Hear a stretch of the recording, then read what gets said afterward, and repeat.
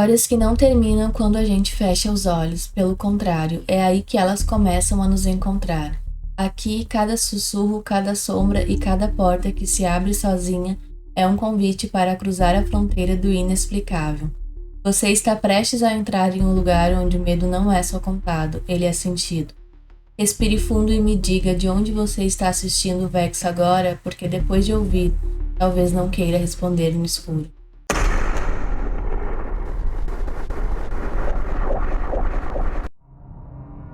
Na beira de uma rodovia, pouco movimentada na saída de Itapeva, ficava um posto de gasolina que à noite parecia isolado do resto do mundo. Era lá que Agenor, um homem de 40 e poucos anos, passava madrugadas inteiras trabalhando como frentista.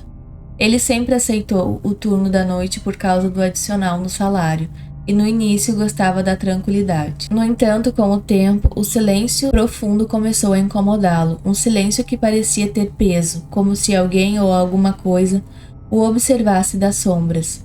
Naquela noite de novembro, o frio apertava. Agenor chegou por volta das 11h30, cumprimentou o colega que saía e entrou na pequena guarita ao lado das bombas. Ligou o aquecedor e se ocupou revisando o livro de registros. À 1h, a sensação estranha apareceu. Não era um som, mas a impressão de que havia alguém parado do lado de fora, imóvel, apenas esperando. Ele saiu com a lanterna, deu uma volta pelo pátio e não viu nada além do asfalto molhado pelo sereno e a escuridão dos campos. Voltou, mas o desconforto persistia. Tentou se distrair com o rádio, mas o sinal vinha fraco, com chiados e vozes quase imperceptíveis, como se alguém tentasse falar de muito longe. Foi então que ouviu a primeira batida, seca atrás da guarita, na árvore onde ficava tambores vazios. Agenor saiu outra vez e encontrou um tambor levemente fora da posição. Recolocou-o no lugar e, para não se impressionar, concluiu que devia ter ficado assim durante o dia. Trancou-se de novo na guarita, mas minutos depois viu faróis se aproximando. Sentiu o alívio até perceber que o carro, um sedã preto, antigo, estava desligado. As luzes se apagaram quando ele se aproximou e o vidro embaçado não revelava ninguém. Bateu de leve na janela, mas não houve resposta. Ao olhar melhor, notou que o banco do motorista estava vazio. Antes que pudesse processar aquilo, uma nova batida ecoou, dessa vez do depósito de ferramentas, e a poucos metros dali.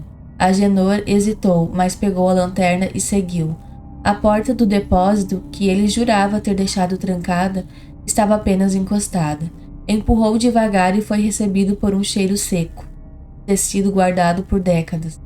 Iluminou as prateleiras, caixas e galões de óleo, até que, no canto, viu algo que não estava ali antes. Uma figura curvada, imóvel, com o rosto coberto por fios escuros. Chamou, mas não houve reação. Então, a lâmpada fraca do depósito acendeu sozinha, e no breve clarão o canto estava vazio. Agenor recuou às pressas e voltou para a guarita. O carro preto continuava lá, mas subitamente acendeu os faróis, cegando-o por alguns minutos. Quando conseguiu enxergar de novo, o carro havia desaparecido. Sem som de motor, sem marcas no chão. No dia seguinte, voltou para o turno com a sensação de que precisava entender o que tinha acontecido. Durante a madrugada, ouviu batidas leves nas janelas, ora de um lado, ora de outro. Ao conferir as câmeras diante da porta do depósito, uma silhueta imóvel. Quando se aproximou da tela, a sombra girou lentamente, como se o encarasse. O tempo passou e Agenor se acostumou a sentir aquela presença rondando o posto. Não importava se estava frio, ventando ou completamente parado, ela estava lá. Às vezes sussurrava seu nome pela fresta da porta. Outras deixava sombras imóveis nas câmeras. Até que numa conversa rápida com Antônio, o encarregado da manutenção, ouviu a história de uma mulher que, anos atrás, desapareceu no depósito. Parou para pedir ajuda, entrou sozinha e nunca mais foi vista. Desde então, alguns juravam vê-la à noite, sempre à procura de alguém. Antes de ir embora, Antônio apertou o ombro de Agenor e disse: "Se ela aparecer, não abra a porta. Não importa o que diga ou como pareça, não abra." Desde aquele dia, Agenor carrega um amuleto que a mãe lhe deu e mantém a porta da guarita trancada a cada turno. Ainda assim, quando o vento muda e o silêncio se torna denso demais, ele sabe o que está lá fora, esperando que um dia ele cometa o erro de abrir. No hospital Nossa Senhora das Dores, no interior de Minas, a noite tinha um peso diferente. Os corredores ficavam longos demais. O som dos passos ecoava como se viesse de outro lugar, e até a respiração parecia se arrastar. Era nesse ambiente que trabalhava Roberto, enfermeiro do turno da noite. Ele já estava acostumado à rotina silenciosa, ao som ritmado dos monitores e ao farfalhar das cortinas no quarto. Mas nada o preparou para o que aconteceu numa madrugada de outono. Por volta das 2 da manhã, caminhava em direção à sala de urgências mais afastada do prédio quando algo incomum chamou sua atenção. Uma porta que ele jurava ver sempre fechada se abriu sozinha. Sem vento, sem ruído anterior, apenas um rangido baixo, como se o estivesse convidando a entrar. O corredor além da porta era estreito e mais escuro que o restaurante do hospital.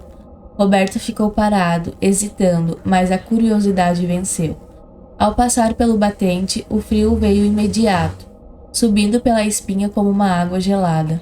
As lâmpadas do teto piscavam e a cada oscilação parecia que a luz se apagava por mais tempo. No fim do corredor encontrou uma porta antiga, destoando do resto da arquitetura.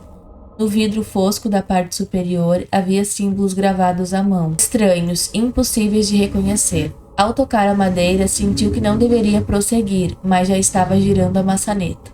Do outro lado, a sala não se parecia com nada que se esperaria de um hospital. As paredes estavam cobertas de mofo, o ar pesado e parado. No centro, uma cadeira de rodas enferrujada. No chão, um tapete velho e manchado. De algum ponto vinha um murmúrio baixo, como se as paredes estivessem vivas, sussurrando.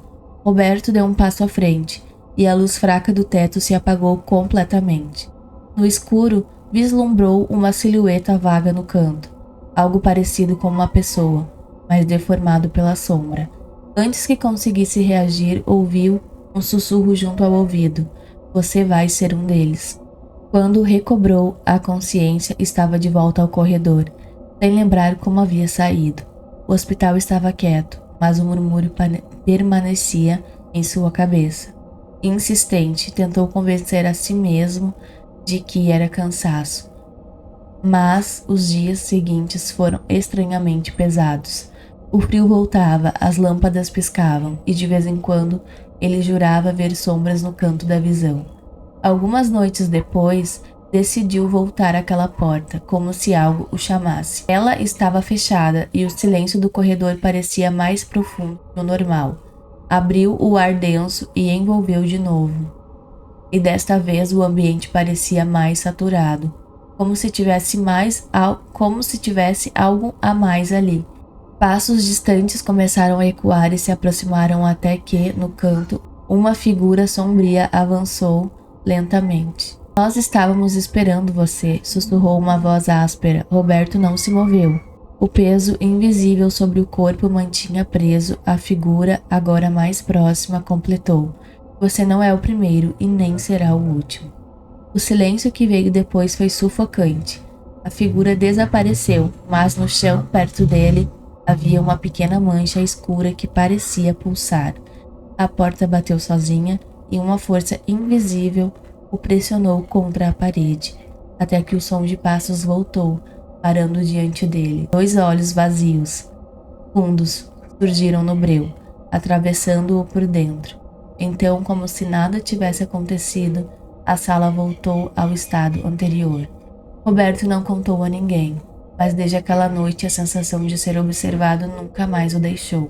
Ao passar pelos corredores, às vezes escuta sussurros sem dono, e de tempos em tempos, quando precisa passar perto daquela porta, sente um chamado silencioso e teme que, da próxima vez que abrir, não consiga voltar. Naquela época, Mauro trabalhava como taxista em Campinas e preferia os turnos da madrugada. Dizia que gostava das ruas silenciosas, dos faróis solitários, trocando de cor para ninguém e do som do motor preenchendo o vazio. Mas depois de uma sequência de corridas que jamais esqueceu, passou a ver a cidade de outra forma, e a noite deixou de ser um lugar seguro. Tudo começou na rua estreita e mal iluminada nos arredores do Jardim das Oliveiras. Eram quase 3 da manhã quando recebeu uma chamada para buscar um passageiro ali. Ao chegar, viu um homem parado na esquina, vestindo um casaco comprido e escuro. Mauro perguntou para onde iria, mas o homem apenas acenou, subiu no carro e apontou para o sul. Durante o trajeto, manteve-se imóvel, olhando pela janela. Em determinado momento, Mauro olhou para o retrovisor e percebeu que o banco estava vazio. Reduziu a velocidade, incrédulo, e ao voltar os olhos para fora, viu que o mesmo homem estava parado novamente na esquina, onde o havia pegado. Uma semana depois, outra chamada, mesmo horário, mesma rua. Ele estava lá de novo, na mesma postura, como se o tempo não tivesse passado. Dessa vez, Mauro hesitou, mas deixou o homem entrar. O ar dentro do táxi esfriou e o silêncio parecia ter peso. Quando se deram conta, já estavam na periferia, onde as casas pareavam e o breu tomava conta. Sem aviso, o carro começou a perder a potência, mesmo com Mauro pisando fundo no acelerador, até parar completamente. O homem abriu a porta e saiu caminhando devagar por uma trilha de terra. Mauro tentou ligar o carro, mas o motor não respondia. Saiu para segui-lo e encontrou o homem parado, olhando para o horizonte. O silêncio ao redor era tão profundo que doía. Quando finalmente se virou, seus olhos eram poços negros, sem reflexo algum. Disse apenas: "Você está exatamente onde deveria estar." A neblina que cobria o chão começou a se mover, como se tivesse vida, cercando Mauro e apertando seu peito. A voz voltou grave e áspera, dizendo que tudo o que ele havia vivido o levara até ali. A visão escureceu e Mauro perdeu a noção do que aconteceu em seguida. Quando abriu os olhos, estava de volta ao carro em uma avenida iluminada, mas o banco do passageiro estava vazio de uma forma perturbadora. Não como se alguém tivesse saído, mas como se nunca tivesse havido ninguém ali. Pelo retrovisor, viu o homem na calçada, observando-o. Acelerou sem pensar, mas a sensação de estar sendo seguido não o abandonou. Nas semanas seguintes vieram outros encontros. Uma mulher de branco que entrou no táxi, pediu carona e desapareceu antes de pagar, deixando apenas uma nota úmida e velha sobre o banco. Um homem que pediu para parar no meio de uma ponte e, diante do olhar de Mauro, soltou para um rio que estava quieto demais.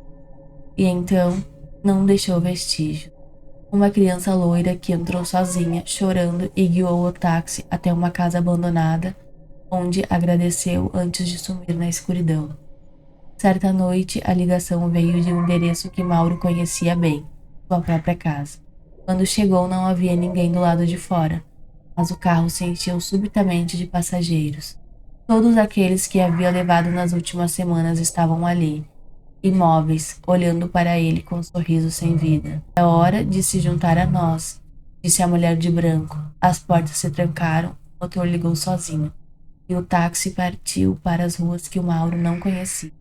Desde então, ele não voltou. Alguns juram ver o táxi velho circulando pelas madrugadas, com passageiros imóveis e um motorista de olhar perdido. Poucos que se aproximam dizem ouvir, antes de sumir no carro, um aviso abafado vindo lá de dentro: "Não entre, uma vez lá dentro, quem sai?"